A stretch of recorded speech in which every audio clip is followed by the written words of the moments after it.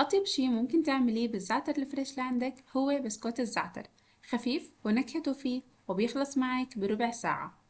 بجار حطي كاسة لبن، معلقة كبيرة عسل، بيضة، تلت كاسة زيت زيتون، اخلطيهم مع بعض منيح. بعدها حطي كاسة ونص زعتر أخضر فريش مغسول ومنشف منيح من المي، ونص كاسة جبنة حلوم مقطعة مكعبات صغيرة، ومعلقة كبيرة ملح، وبنخلط.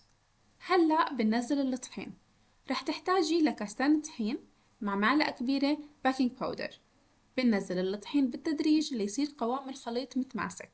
والحلو إنه الخلطة هاي ما رح نحط إيدنا فيها أبدا، كله بالمعلقة. بس يصير القوام هيك بتكون تمام. بنجيب صينية فيها ورقة زبدة وبنوزع فيها كرات البسكوت، وبس نخلص بندهن وجه كل الحبات بشوية حليب، وبندخل الصينية على فرن محمى من قبل على 180 درجة لمدة 20 دقيقة، أو لحتى نشوف الحبات كلهم نشفوا من فوق. بنحمر الوجه شوي وبيكونوا جهزوا. وهاي أطيب وأسهل طريقة ممكن تعملي فيها كرات الزعتر بدون وقت وجهد. إذا عجبتكم الوصفة لا تنسوا اللايك والشير والمتابعة على الصفحة، وصحتين وهنا.